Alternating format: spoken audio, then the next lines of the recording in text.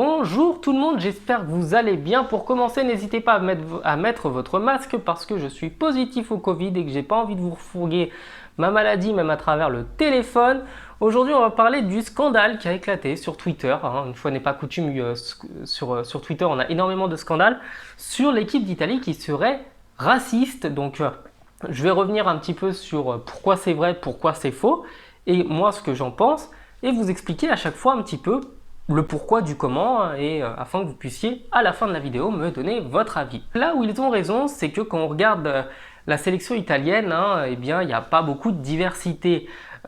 Pour tout vous dire, l'équipe d'Italie n'a commencé à avoir des joueurs de couleur, même s'ils restent ultra minoritaires, qu'à partir des années 2000. Donc Mario Balotelli a été un des premiers, on a eu également Ogbonna. Enfin, c'est vrai qu'on n'a pas eu beaucoup de minorités visibles, ça c'est une réalité. Dans un second temps, c'est vrai que l'Italie est quand même connue pour avoir des scandales liés à de la discrimination raciale, ça c'est une réalité et ce serait mentir que de dire le contraire. Et dans un troisième temps, l'Italie a été à l'initiative du mouvement fasciste dans les années 20, années 30 et puis qui s'est petit à petit détruit dans les années 40 et heureusement encore.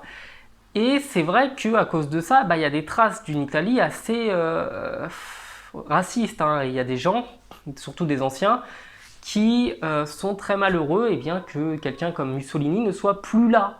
Ça, c'est une réalité, on le sait, c'est vrai.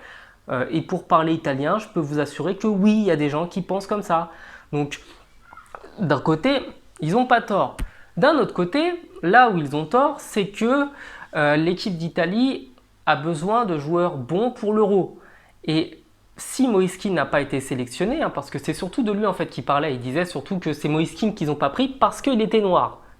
C'est pas genre ils prennent pas les noirs, ils ont pas pris Moïse Kean lui parce qu'il était noir, alors que en tant que supporter parisien et en tant que personne qui regarde un peu des matchs de foot, à la différence de beaucoup sur Twitter, Moïse Kean depuis qu'il a attrapé le Covid n'était pas en forme.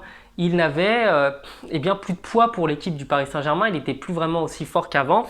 Et ce serait vraiment un mensonge immense et une grande calomnie que de dire qu'il aurait mérité d'être sélectionné. Car honnêtement, même en l'absence d'Icardi, on se posait la question de savoir si c'était pas mieux de jouer sans pointe que de le mettre. Parce que son état de forme n'était pas bon, ses performances n'étaient pas bonnes et ses prestations générales ne méritaient pas une sélection en équipe d'Italie. Donc sur ce point-là, c'est vraiment purement sportif, c'est purement qualitatif, c'est les résultats qui priment. Et je peux vous certifier que si Mario Balotelli était encore au sommet de sa forme, il aurait été sélectionné car Mario Balotelli, car Moïse Kean ont déjà été pris en fait dans les équipes italiennes avant. Donc ça c'est quelque chose qu'il faut vraiment retenir. Maintenant je vais pouvoir vous expliquer aussi un petit peu pourquoi on retrouve pas du tout ou presque pas de minorité en Italie et que ça par contre pour le coup c'est une réalité. Il faut savoir, on va comparer avec la France parce que c'est surtout avec la France que les gens ont comparé et notre génération Black Blamber qu'on a eu dans les années 90 et puis qu'on a depuis, je sais pas, peut-être 60-70 ans avec Marius Trésor qui a commencé déjà, qui était un joueur tout le temps sélectionné, qui était super fort et qui était de couleur, c'est que ça peut sembler débile ce que je vais vous dire, mais vraiment vu le niveau de réflexion de certains, je suis obligé de parler comme ça, c'est que la France n'est pas l'Italie. L'Italie n'est pas la France, l'Italie a une culture qui lui est propre et la France a une culture qui lui est propre.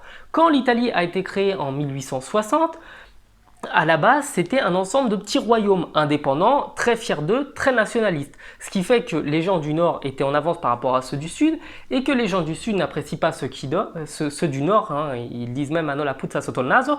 Et ceux du Nord appellent ceux du Sud i terroni, sous-entendu les bouseux. Donc il y a déjà de la discrimination entre les gens du Nord et du Sud en Italie. Il y a une discrimination qui est historique, qui est culturelle, qui est même traditionnelle à ce niveau-là. Attention, je ne dis pas que c'est une bonne chose. Ah non, pas du tout, j'ai absolument pas dit ça. Je dis simplement que culturellement, il y a déjà des discriminations entre le Nord et le Sud. Que déjà, quelqu'un de Naples, ça va être compliqué pour lui d'aller trouver du boulot à Milan. Que quelqu'un qui habite à Turin ne va pas aller s'amuser à essayer de trouver du boulot à Brindisi ou à Lecce. C'est un fait, c'est comme ça.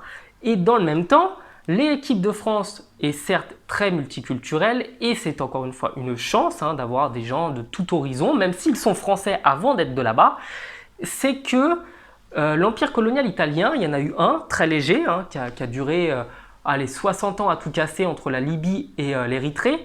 Donc il n'y avait que la Libye et que la Somalie-Érythrée qui étaient sous domination italienne. Il y avait deux pays en gros, deux pays. La France, si vous regardez leur ancien empire colonial, il a commencé en 1534, il a terminé aux alentours de 1962, hein, avec la fin des colonies en Algérie, au Maroc, en Tunisie, bref, je vous passe les détails. Il y a d'autres chaînes d'histoire qui vous en parleront mieux que moi, mais la France a 450 ans en fait de colonisation en Afrique. La France a 450 années de présence en Afrique. La France, de l'Algérie jusqu'à Madagascar, avait des territoires qui étaient français.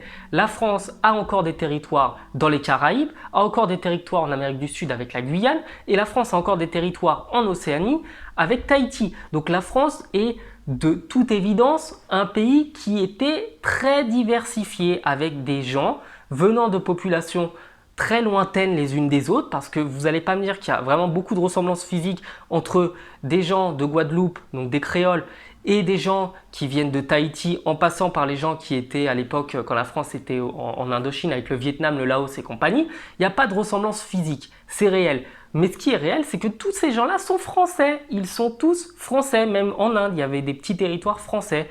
Et c'est des gens qui physiquement ressemblent à des Indiens, mais de citoyenneté sont des Français. Donc on ne peut pas demander à l'équipe d'Italie, qui est un pays encore une fois qui n'a que 160 ans d'existence et qui n'avait pas de colonie, d'avoir la diversité culturelle et au niveau des origines des joueurs d'un pays comme la France, qui était un empire colonial énorme avec l'Angleterre, qui a duré 450 ans et qui était en Océanie, en Asie, en Europe et en Afrique. C'est pas possible, on ne peut pas demander des choses comme ça, ce n'est pas possible. Finalement, hein, on va pouvoir conclure cette vidéo, j'ai vraiment voulu être rapide, c'est que oui, il y a des discriminations en Italie, oui, il y a des gens qui n'apprécient pas les étrangers en Italie, mais non, ce n'est pas parce que Moïse Kean est de couleur qu'il n'a pas été sélectionné, parce qu'il avait été sélectionné pour les matchs avant, mais c'est parce qu'il était moins fort. Donc vraiment, sincèrement, encore une fois, avant de venir dire que l'équipe d'Italie est une équipe raciste, regardez l'histoire du pays, regardez l'origine des gens, regardez d'où viennent les joueurs, et vous constaterez vous-même que, eh bien déjà en plus, ça c'est un petit point avant de conclure, c'est très compliqué pour des gens de deux parents étrangers d'obtenir la nationalité italienne. C'est quasiment pas possible. Il faut avoir vécu 18 ans en Italie et être né en Italie sans avoir de problème.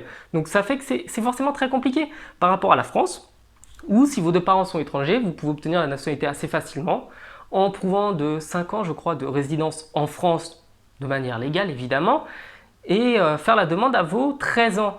Donc les facilités pour obtenir la nationalité sont plus simples hein, en Italie, sont plus simples en France qu'en Italie. Dans le même temps, la France, pendant longtemps, reconnaissait le droit du sol qui permettait à quelqu'un né en France de parents étrangers d'être français. Ce qui fait que forcément, eh bien, des joueurs d'origine étrangère étaient français. Mais, même si d'origine lointaine ils sont algériens par exemple, je pense à Karim Benzema ou à Zidane, leurs parents étaient français, donc ils sont français. Que pour les joueurs, certains joueurs italiens, si les parents viennent de l'étranger, bah, ils ne seront pas français, ils ne sont pas italiens, parce que leurs deux parents ne sont pas italiens. Moi, si mes parents avaient vécu en Italie, eh ben, je ne serais pas italien. Et est-ce que ce serait raciste que de dire Loïc, par exemple, si j'avais été fort, n'a pas été sélectionné parce qu'il n'est pas italien? Il m'aurait dit, mais t'es français, tu es né, enfin, tu as deux parents français, t'es français. Et j'aurais pas été offusqué. Donc, en fait, là où je veux en venir, c'est qu'il y a de la discrimination en Italie, c'est vrai, faut la combattre absolument, mais faut arrêter d'essayer de voir en fait de la discrimination des fois quand elle n'existe pas. Et là, pour le coup, la sélection ou non de Kean, c'est pas de la discrimination. Dans les années 70, ça l'aura été. Même jusque dans les années 2000, ça l'aura été. Mais pour le coup, non. Non, en fait, juste non. Faut vraiment, voilà, faut arrêter les bêtises, faut vraiment arrêter de comparer ce qui n'est pas comparable. Je vous souhaite de passer une bonne soirée. Je vais aller me reposer parce que là, ça m'a tué de faire cette vidéo. Et je vous dis à bientôt sur la chaîne. Ciao.